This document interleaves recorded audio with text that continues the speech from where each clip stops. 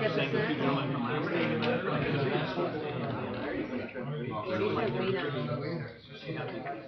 Don't get angry.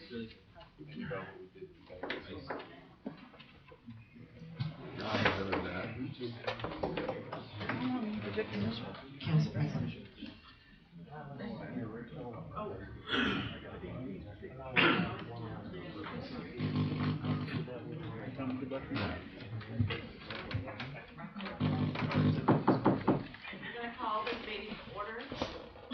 This is a regular meeting of the Williston City Council. It's Tuesday, December 6th, 6 p.m. And I will ask Ms. Latricia to please call the roll. Mayor Goodman, I'm here. Council President Jones, Here. Vice President Robinson, Here. Councilmember Cox, Here. Councilmember Bullock, Here. Councilmember Ross, Here. City Manager Terry Bovard, Here. Finance Director Stephen Moon, Here. City Clerk Latricia Wright, I'm here, Attorney Kirsten Ballou, Here. and all other staff. Are y'all here? Here. Mighty quiet back there on the road. Okay, we're going to stand at this time for the opening prayer by the mayor and the pledge allegiance to the flag. Please join me if you will. We come to you tonight, Lord, as a community gathering together to try to do business for this city, for our citizens. Lord, each one of these people are here tonight when they could be someplace else. So I ask you to bless them and to give them your guidance as they go through this meeting. I ask your blessing on each council member. I ask your blessing on the police department and the fire department, Lord. We ask you to keep our first responders safe in all that they do. And Lord, I just ask you to bless this meeting. In your name I pray these things. Amen. Amen. I pledge allegiance to the flag of the United States of America and to the republic for which it stands, one nation, under God, indivisible, with liberty and justice for all. Thank you. Thank you, Mr. Mayor. Okay, our first item of business is additions, deletions, changes, or approval of the agenda. I am aware of 2 items that we're going to pull from this very lengthy agenda. Our packet was 197 pages long, I don't know. So we're expecting a lengthy meeting and have a built-in recess somewhere in the middle that we'll get to. I know we need to pull item 3 on the first page because the team was not notified, and I don't believe there's anyone here to set the proclamation. We also would like to pull on the next page 7B because the applicant has just wants us to pull it for a change in the lease that we have in our packet. So we will consider that at a different time. Anyone else have anything? If not, I would entertain a motion for the agenda as amended. I move that we approve the agenda as amended. Second. Have a motion and a second. Do I have any discussion? All in favor of the motion say aye. Aye. All opposed, same sign. Motion carries. Okay, item number 2 on our agenda is one of our favorite things. That's the Mayor's Student of the Month. Mr. Mayor, you have the floor. Thank you, President Jones.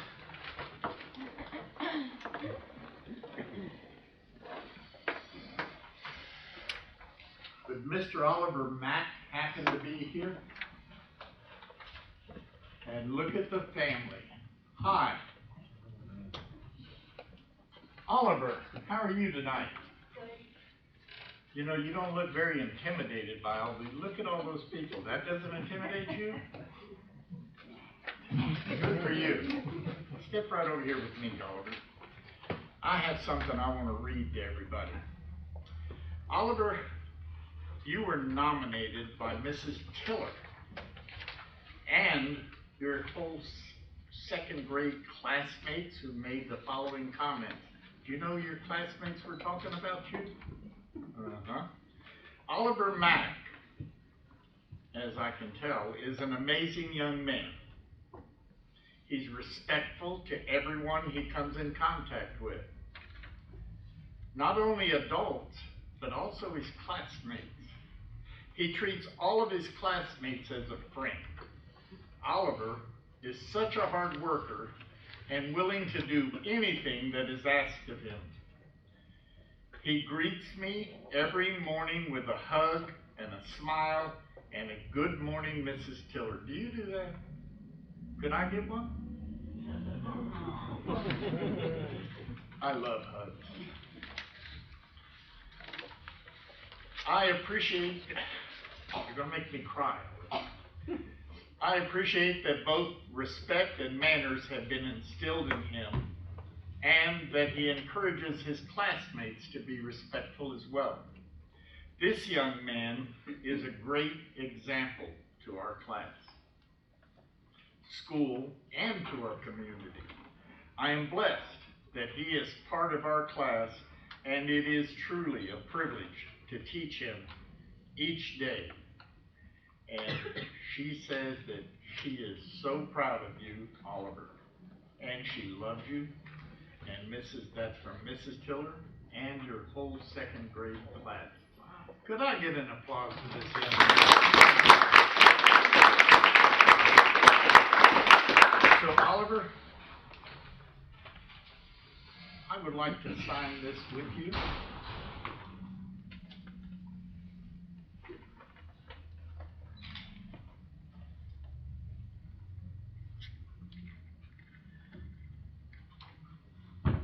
This is an Outstanding Student Award presented by Charles Goodman, the mayor, City of Williston, Florida. And it says, this is to certify that Oliver Mack is awarded this certificate for academic excellence, leadership, citizenship, and attendance at Joyce Bullock Elementary School. Would you show that to the audience? Just hold it right up here in your chest. Now, I know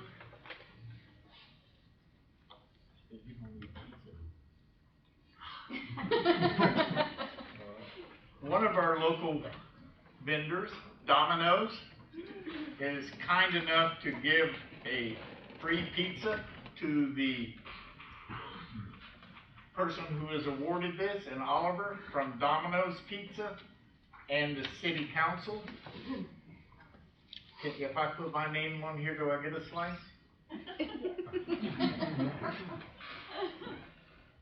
Today is 12/6/20. What year is it, Oliver?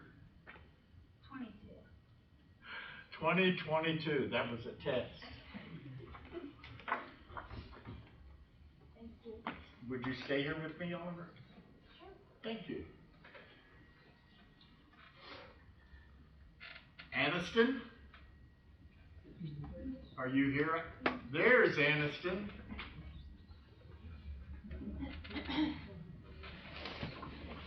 Hi, Aniston. Aniston has a book written about it. So you have to bear with me. Aniston is nominated by her teachers with an S. And they made a lot of very uplifting, and I can see why, comments about this young lady. Now, I'm not given the evidence that they are Mr. or Mrs., so I'm just going to say the teacher's last name. I'm assuming Philpott is Mr.? No. See? You see? So from heretofore, I will just say their last name, meaning no disrespect. Philpott. Aniston has really come out of her shell in the Flame class this year. In August, she wanted no part of anchoring our morning news show. But now she regularly appears. And she does an outstanding job. In class, she willingly does whatever is asked of her and usually does it above and beyond the expectation. She is a leader in our class and encourages other students to make good decisions and helps to keep us focused, including Miss Philpott. She is creative, meticulous, with Flame/Media Center projects, and I am so glad that she is stepping up, even if it means getting out of her comfort zone. Mrs. Roeder.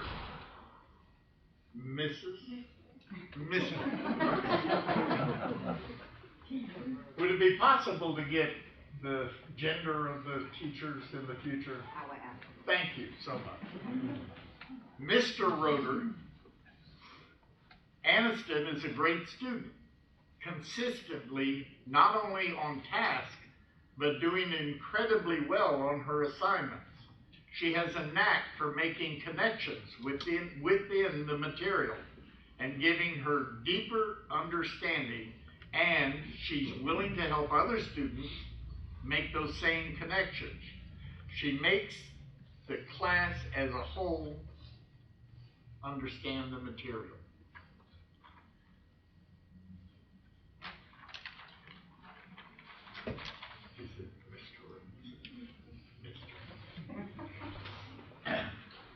Mr. Tomlinson. Aniston is an amazing student. She works great with everyone in class. She is by far a leader in that group of students. She is also very compassionate and checks on people when she feels as if they are down or just having a bad day. Mrs. Cooey, 1 out of 4 is good for me. Mrs. Cooey says she is a compassionate leader of her peers. She tries to include everyone and makes people feel comfortable. You know, I feel comfortable standing here with you two fine young people. Aniston serves as an officer for Williston Middle FFA and makes it a point to make sure activities are planned, students are prepared for events, and everyone is welcome. She's a hard worker, she's organized, and she strives for excellence. Mr. Smith?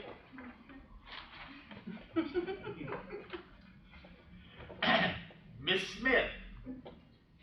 Aniston is a self-motivated, I can see that, Aniston, self-motivated and successful student who not only tries her best, but also tries to keep her peers on track and the mayor on track and doing their best. She is a leader amongst her peers. She is readily willing to help her peers and ask questions when she is confused, just like I just did. She is an excellent advocate for her own education and strives to be excellent in all matters. Could I have an applause for Anna?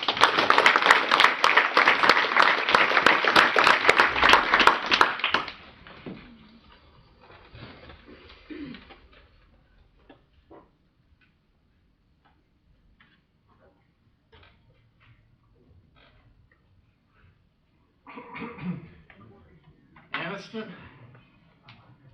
you hold one side of that for me. This is an award for outstanding student. It is being presented to you by Charles Goodman, the mayor of the city of Williston. This is to certify that Aniston Corvat, and I was just told this in the hallway a few minutes ago. Corvat is awarded this certificate for academic excellence, leadership, citizenship, and attendance at Williston Middle High School. Thank you for joining us tonight. Could you show that to everybody out there? What's the date, Aniston? December 6th, What year? 2022. The good news is our two fine young people both know what year it is. I would like you both to hold your awards out toward the audience. If anybody would like to take pictures of them, come in here right in front of me.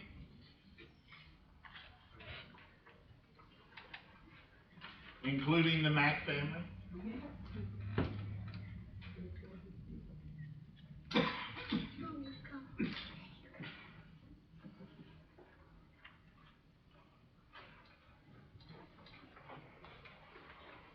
Thank you both.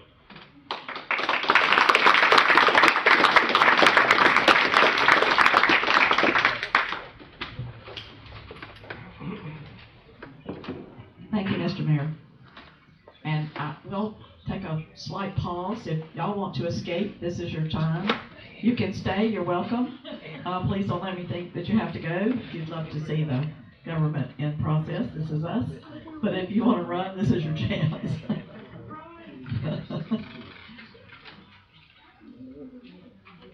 Thank y'all for coming and raising such wonderful kids. I'm going with you.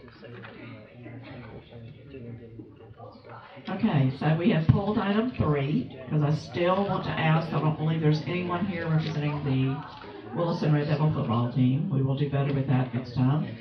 We are to item 4, which is public participation. This is your first chance of 2 to speak to this council about something that is not on the agenda. If you have something that you would like to add at this moment, you are welcome to come to the podium. There is another opportunity at the end. Meeting, you want to speak up, unmute your mic, speak up now. Stay online, Mr. Mills. Nothing heard. Nothing heard from? Okay. Seeing none, we're going to move to number 5, which is the consent agenda, which consists of the council meeting minutes of November the 8th. I would entertain a motion for the consent agenda if there is no. I move that we approve the consent agenda. Have a motion and second. Do we have any discussion? All in favor of the motion say aye. Aye. All opposed, same sign. Motion carries. Item number 6 is unfinished business. Staff, board, and council updates. The interim city manager, Terry Bovard. Thank you, ma'am. I'll be brief. So there's 2 things that, we have several things on the agenda. The 2 things that I wanted to talk to you about that aren't real quick is the contract for the Community Action Committee. They have, and so we're waiting for them to sign that and return back to us. So we're just still waiting for them to come on board. There is another issue that we have that Jonathan Bishop can speak to if you'd like, but I'll cover it real quickly, is the top of the hill well has had a malfunction. So we're going to have to replace a pump there. And this is kind of an emergency kind of thing, so we're going to go ahead and purchase the pump for it, and we suspect it will be anywhere from $10,100 to $17,000, depending on which pump we buy, the rebuilt or the new one, to have it installed. But as you know, that's we have to have that pump up and running. That well. This is a different one than we had previously. Well, no, we had problems out of that one also, but this is a different part of the pump system. Yes, ma'am. So it's the same well, Right. but we worked on the well before. This is a wellhead motor, totally separate. The company come down and checked out the motor. There was no issues. It's been running beautifully, roughly 3-4 weeks, 6 weeks, and the bendings are going bad. So Okay. it's just bad What timing. has gone bad? The bending or the wiring, just a terminology difference. So you turn it on, it gets hot, and it shuts off. Yes. Yes. It runs for how long? 3 to 12 minutes, depending on how hard it kicks. Also, it's been rebuilt 3 times that I know of, possibly 4. And every time we rebuild them, they work, but the lifespan gets smaller. Okay. And we have, was it in the budget already, or do we need to make provision for that? No, ma'am, it's not in the budget. Okay. All right, so do you have a contract yet, or are you gonna bring that to us another time? Do we need to vote on it? That's kind of what I'm trying to ask you here. Well, as you know, in an emergency, we can make a purchase. Yes, I I'm know you have authorized. certain powers Yes, that you ma'am. can do. It was my intentions to bring it to you as information only tonight. I intend to make the purchase of the item and get the pump up and running as soon as we can. Yep. The only question I have really is there's a difference between the new one, which is $17,000, and the used one, which is $10,000. And as we see, the used one gets us where we get this. And Yeah. Go for it. My intention is to go for the new one. Yes, sir. What's the warranty? 3 years on the new one, 1 year on the rebuilt one. Correct. Go with the new one. Yeah, I So feel- afterwards, then they will come before the council for a budget amendment after the purchase is paid? Yeah, we'll do a budget amendment. And we do those at the end of the year, though. We do it at the end. We don't do it in the middle of the year. Yeah. Okay, any questions for Mr. Bishop or city manager? Okay, consensus is to proceed. Anything else, Mr. Bovard? Anyone else from the staff have anything they'd like to chime in on right now? Okay, you all have agenda items. Ms. Foley? I know that is this working? Is it on? Could you turn your microphone? It is on, I see the red, but you have to get up right on it. Hello. Okay. The Zamora, or not the Zamora property, the Zamora property is, the deed is just about done, so that is almost going to be fully finished up. We'll finish up payment, and then that will be all done for everyone, so we won't have to worry about anything else on that. The Peso property, we did not hear back from the attorney who indicated that they would be getting back to us, and so I have filed a motion to default Mr. Peso, and for the court to enter our petition and enter the order on them. So I will keep you updated as far as that goes, but those are our pending projects right now. Thank you. We appreciate that. Okay, anything else from staff before we move? All right, anything from the council that they would like to add at this time? Have another opportunity at the end. All right, we'll move to item number 7, which is new business. This one's not quasi, right? No, it says public hearing, but this is discussion with possible action, Ale Mirza, is that correct? Regarding the old middle school, if you will, the podium is here.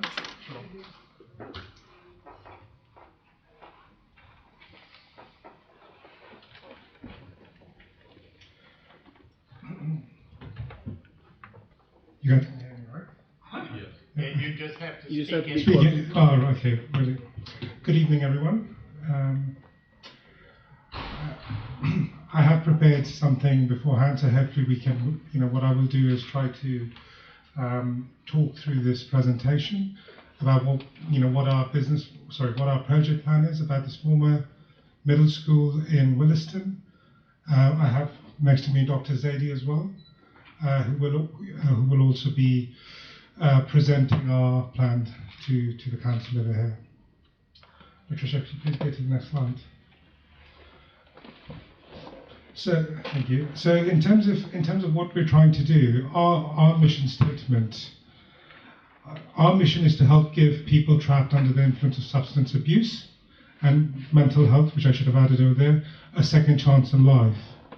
We believe in offering the most advanced medical treatment, coupled with alternative recreational therapies and vocational training, to ensure our patients are reintegrated into mainstream society as economically productive participants. That's the management team. So next to me is Dr. Syed Zaidi. Will be the clinical director, and he's the founder of this venture. He's a board-certified psychiatrist with over 30 years of medical experience and additional qualifications in addiction psychiatry. Dr. Zaidi will talk to you guys in a second as well. I'll just go through the slide. There are a few different areas where he has distinguished his career, especially his service in working with veterans and also working in different facilities treating patients with mental illnesses and addiction and psychiatry. And the other person over here is myself. So I am a finance professional by training. I'm a statistician, and I have a predominant finance background. Studied in Oxford, over 12 years of experience working in London, Zurich, and most recently New York. I'm also director at the Swiss Investment Bank. Dr. Zaidi, I would invite you to make your personal statement. Good evening. My name is Dr. Zaidi. Actually, I am a medical director of Bay Pines VA Hospital. I worked for Bay Pines VA Hospital for more than 12 years, and I was helping veterans with substance abuse and mental illness. So this project remains very close to my heart. After having spent more than 12 years serving veterans suffering from substance abuse and mental illness, I want to leave a legacy through a state-of-the-art facility at East Williston. The facility will serve to be a point of contact and refuge for veterans in the Central Florida area around Gainesville. I have studied substance abuse and mental illness. Actually, I studied substance abuse from NYU, and I did my mental health training from New York Medical College.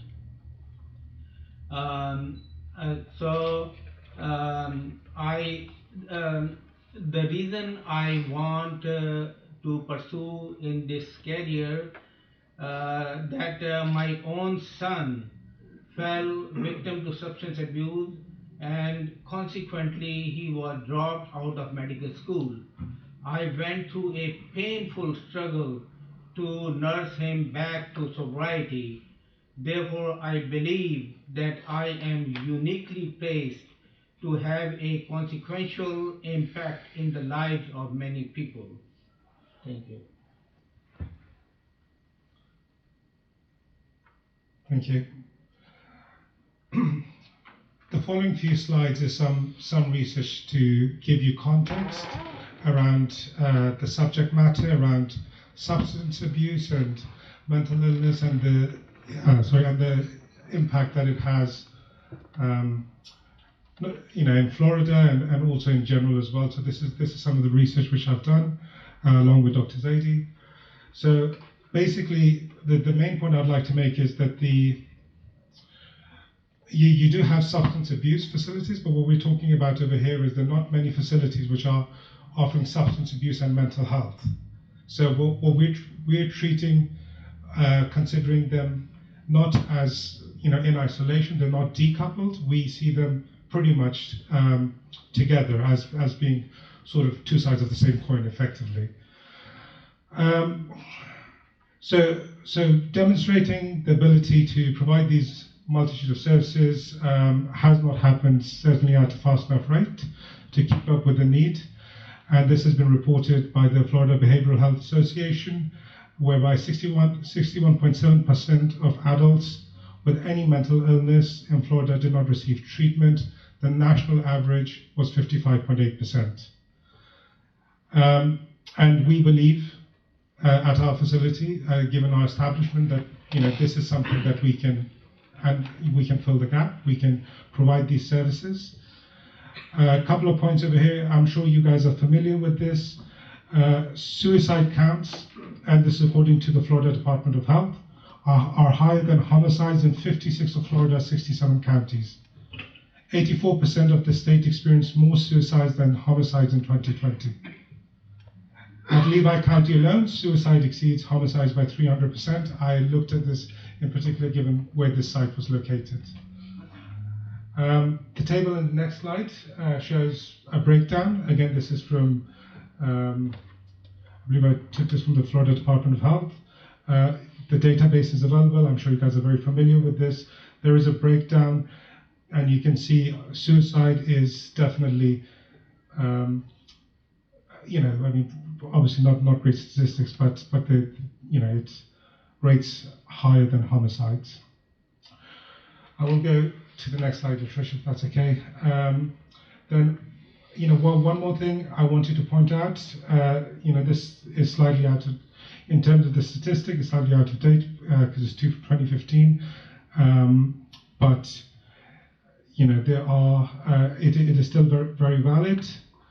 The only point I would like to make over here is 6 out of the 10 states with the least access to mental health care also have the highest rate of incarceration, and Florida is amongst one of them.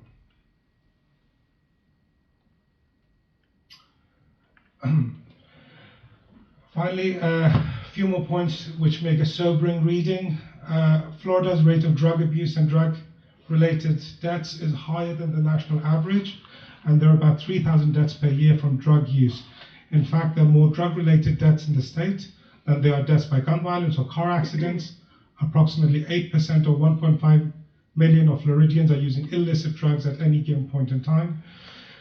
7,500 people died from a drug overdose in Florida, making Florida number 2 in the nation for overdose deaths, behind only California. This number is a 37% increase from 2019. And finally, Florida's opioid overdose death rate has tripled since the year 2000, and the number of accidental drug overdose more than doubled between the 2014 to 2016 period.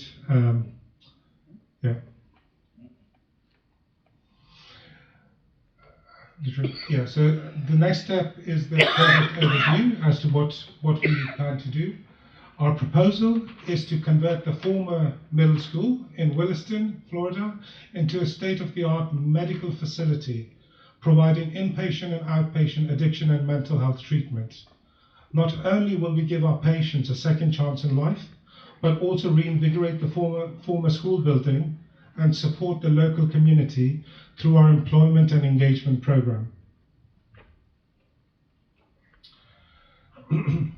So what is it that we're going to offer? Well, what are the services? I think this is important for you to understand the type of facility that is going to be there. So Oak Tree Addiction Recovery provides clinical services for substance abuse and mental health. The following modalities are specialized to target addictions and co-occurring disorders. It is our belief that substance abuse disorders impact the entire family. An individual may experience binge use to severe dependency and can be brought into remission through conscious decisions and focused behavior changes on the part of our clients. We view chemical dependency and other addiction disorders as an illness, which if left untreated can be progressive and often fatal. Our multidisciplinary team is highly trained in the areas of medical, psychological, and addiction. Our professional team will provide a safe and trusting experience. Our program is designed to provide a supportive and solution-oriented therapeutic process tailored to the individual. Treatment intensity, focus, and length will be proportionate with the client's needs. The overall goal of the program is to provide a safe therapeutic environment that encourages and promotes recovery. Our program strives to provide a degree of flexibility to meet the individual needs of the patients. Oak Tree Addiction and Recovery LLC believes that detoxification involves more than simply medically withdrawing a patient from alcohol or other drugs. Detoxification, whether done on an inpatient, residential, or outpatient basis, is the initial therapeutic encounter between patient and clinician. Our facility will provide a comprehensive program that follows on from medical detox to inpatient treatment, partial hospitalization, intensive outpatient, and outpatient treatment. Irrespective of the substance involved, a detoxification episode should provide an opportunity for medical, including psychiatric assessments, referral to appropriate services, and linkages to treatment services. Last point on the slide is inpatient medical detoxification will be the responsibility of the medical team, medical director, and quality assurance risk management teams on the site. Basically what I did over here is tabulated the sort of, this is a non-exhaustive list of the sort of treatments that are going to be there. There would be including inpatient detox, medical ancillary care, nursing, FCE and STD, substance abuse therapy, psychiatry, ancillary services, holistic treatments. You know, we have all other recreational stuff, therapies, right? Like, you know, art therapies, equine therapy, then we do expressive therapy, life job skills training. We're going to do family therapy, anger management, stress management, so on and so forth. I can go through it. It's there, but this is a non-exhaustive list. It's a you know, our program is going to be very carefully calibrated and especially designed by someone who has experience over 30 years in this field, which is the gentleman standing just behind me. So where do our patients come from? Right, we expect our patients to come from the following sources. Number one, referral source. This would involve physicians, hospitals, and treatment facilities, agencies. Number two, individuals and families. Patients would contact us through our digital market channels or by hearing about us through other personal contacts. And number three, managed care companies and single county authorities. At the end of the treatment period, we expect our patients to return to their county of domicile, either within Florida or outside Florida. And the next slide would be the Employment and Community Engagement Program. This is our attempt to integrate with the community that we are looking to be based in and to serve. And the first point I would like to emphasize is that once the site is fully operational, we expect to have at least 50 employees to support our operation. This would make us one of the major employers in East Williston, alongside the tax revenue that we would generate from a financially stable organization. I might be wrong on this, but I checked online. I think East Williston has a population of about 460 or 480 people. Oh, sorry. I would say there is no community called East Williston. Sorry? There is no community called East Williston. It's Williston. It's Williston. Okay, no, I was being directed to East Williston, but okay. Yeah. So that was the point. Within the East Williston area that I was defined. Yeah. But thank you. But in terms of the area that we're in, what we are committing to do is we are happy to agree to a budget of USD 100,000 as a donation to the city for the phase construction of the community park, which should include a basketball court. It is my understanding the current site is sometimes used, some community members are using the basketball court over there, so we would want to give back to the community and try making sure that we can help out with the construction of that park. Then should we establish our roots here, then we would want to have a long-term engagement with the community in the shape of an athletic sponsorship program and or other initiatives that we might take in the future. Our site will be secure and fenced, that blends into the local environment, and it would be architecturally palatable, and we are happy to consult and incorporate the views of the city on this matter. And finally, we would like to reassure the community that the residents of our facility are medically vulnerable patients that have mostly come through professional medical referrals. Admission is voluntary. We are not building a detention center for housing criminals or any other sort of stuff. These are people who just need medical treatment. And I just wanted to emphasize that point, just to assuage any concerns that might be there. Thank you very much for listening to me. And I can ask any questions here. I guess the first question I've got, you are aware that the middle school is not in the city limits? I am. It's in the county, so I don't quite understand why you're here. Do you want to take this one? Yeah. So they've spoken with the county. If you will, we know who you are, but would you identify yourself for the record? Yes, my name's Corey Lamb. I'm one of the owners of the Old Middle School. Thank you, sir. So we've worked with the county as well as the city is trying to make things happen with this property. With the disorganization that's going on in the county, we were told that the process would probably be a little quicker if we were to have the city annex this property and go through your resources to basically bring it into the city limits of Williston. I've had quite a bit of interest in this property. A lot of it that I've steered away. A lot of it have been tire kickers. A lot of them have come in with terrible ideas for the community, but as far as what I've had so far and the value that the business will actually bring to the community, these guys have been among the best. I mean, I've had one other use that was veterans and community, but that fell through. So with the purposes that these guys are trying to bring to the community, to that side of town, the jobs that it's trying to bring, as well as, you know, trying to help give our kids somewhere to go, because a lot of you may not know, but the middle school is used right now for a lot of youth programs, the gym itself.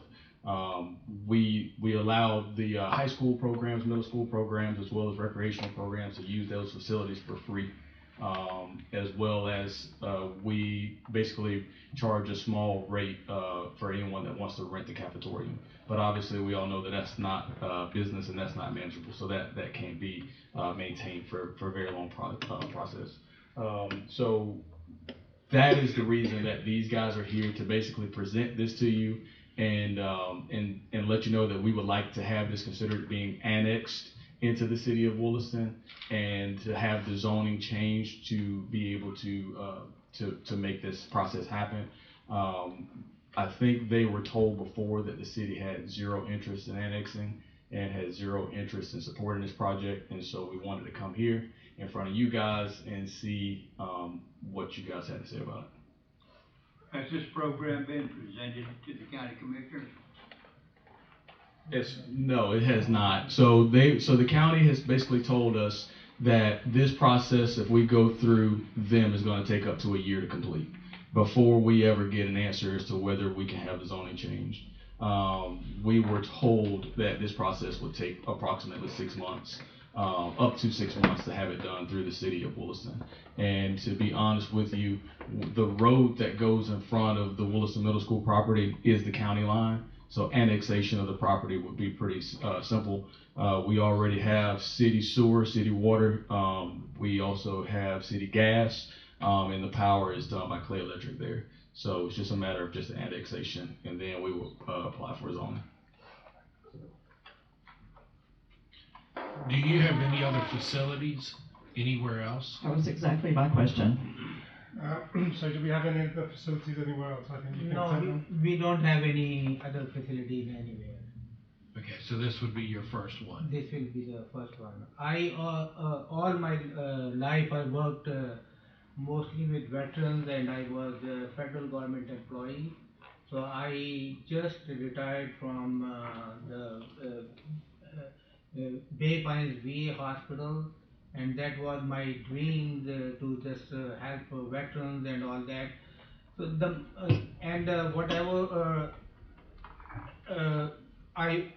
why I want to, number one, I want to serve the veterans because I was very much involved with that population. And then when my son became addicted to that, so I took him all over the country from California, but he has so much relapses. It took me 10 years because none of the facilities was giving us any comprehensive program. Somewhere he was going just for the detox. Then another place he went to just 28 days program, and they just left him alone. So it took me like 10 years. So I want to build a place where all the patients should start with detox, and they will complete inpatient, then we will take him to outpatient and sober living, and then vocational rehab. So we will make those people who were rejected by their families to be the active member of the community. That is my goal, not to just finish the program and just make the money and then send them back to the street. So this is not my goal. I want to make them to the active member of the community. This is my goal, because I learned this working with my son, who was a medical student. I have two sons. One of my son is already became a doctor. He's becoming a psychiatrist, and he will follow my footstep. I will give this legacy to him to further my goal. And my other son was also a medical student. He was honor roll student. He was in IB program. He was excellent, but because of substance abuse, he ruined his life in front of my eyes, and I couldn't do anything. I was have all the expertise, and still I have so much difficulty in for his sobriety. Thank God he is now sober and he want to be involved in this program, and he will also be running this program when I will lead this for him also. So this is my ambition, and I really want to make it happen for the community and for the veterans and for our younger generation. One last question from me. Mhm. Why Williston versus Gainesville, Ocala, Or some larger or county? some larger? Yeah, Where we saw big numbers. Yeah. So larger, I researched everything from Miami to. So the East Coast is already saturated. There are so many addiction facilities in that area.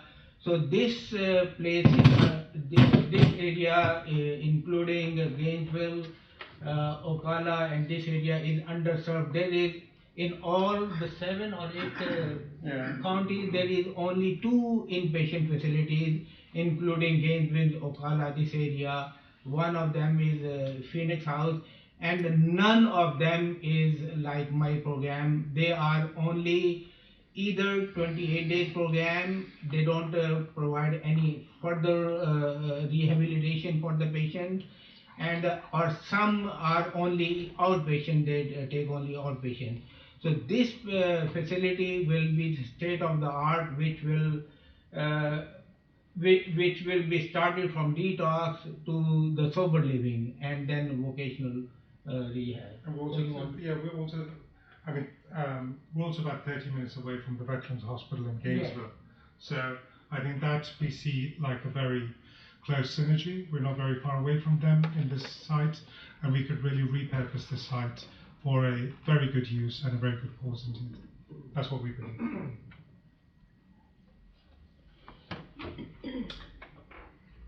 What's the difference that the county is so, going to take a year compared to the city? I mean, I think we were told it would probably take even longer than a year, much longer than a year. They are, and the county referred us to the city actually to come over here. And yeah, I mean, I to be honest with the technicalities of things, I can't tell you exactly. I think there needs to be, Christina, there needs to be some code drafting. They're really behind. But we could get you those details if that's something you would be interested in. I could talk to my civil engineer and he could send that details to you. Yeah. So you expect referrals from the VA? Yes, we just yes, we are expecting, because this VA does not have any rehab program itself. So they really want some place where we can collaborate with them and work with them, and we want to have one special military unit which will be specifically only for veterans also. So one unit will be specified only for military personnel also. So this is my goal. I will also say this was on our agenda, but it really didn't say what it was. So there's no way that the public has any clue what's going on. One of the first things that I would want to do is let the public know and ask the neighborhood, for example. There are many residential neighborhoods in that area. I would want to know what they felt, how they felt about it, and because it's totally radical from what's there now. I mean, we're going from school children and basketball games to a mental health addiction facility. And I have a little bit of experience in that vein, but not a lot. Worked at a hospital for 30 years. We had people in and out. I was on Meridian's board in Gainesville for a while. I really would like to know how the neighborhood feels about it. And I would want to have a public hearing and invite the whole community to come. And I'm worried about whether you have court-ordered clients, patients, whatever you would call them. No, it is totally voluntary program. It is, we will not, this is not a Baker Act facility. We are not doing any Baker Act or nothing. Or Marchman Act or anything of that it is nature? not, it is not like that. So we are not, And then when the program is done, it said something in your presentation that you was, you would hope that they would go back to where they come from. What is to ensure us that the doors don't just open and people just coming into the city of Williston? Because they might not be healed completely, or, you know, what's to ensure us that people are going back to where they came from when they're finished with this? Usually it is, I work like other facilities also. People usually go back to their places. It is really very, if they will be very few if they want to stay. So most of the time it is my experience that people want to go back to their communities after being sober. So because they need their own community where they can survive. And on the heels of his question, when you talk about outpatient treatment as well, when moving from inpatient to outpatient, there's really no place for anybody to live here in Williston or stay here in Williston in order to go back and forth to do outpatient. Yeah. I mean, we don't have a motel. So PHP program, we have partial hospitalization program in this place. So PHP program is two kind. One is without residence and one is with residence. So we are providing PHP with residence. So the people will be staying in the program while they are doing outpatient also. So it will be partial hospitalization. You can see like it is two kind. One is without residence and one is with residence. So we are building this program with the residence. So people will stay even when they are doing their outpatient treatment. So when they are finished, so then we will help them vocational rehab. We will rehabilitate them and they will give the training. If somebody want to go back to college, back to school, or they want to go back to, so we will train them and we will have that. So they can go back to their community and serve their community. So as they step down from inpatient to outpatient, they would still reside yes. in that location until they completed their outpatient? Yes, it is called PHP with residence. Okay. Any other questions? I would still like to get what the neighborhood, Yeah. their opinion, I they want. definitely can't move without that. No. So yeah, we will be part of the community as we told. I know that that facility is being used for basketball and all that, and we want to build that that kind of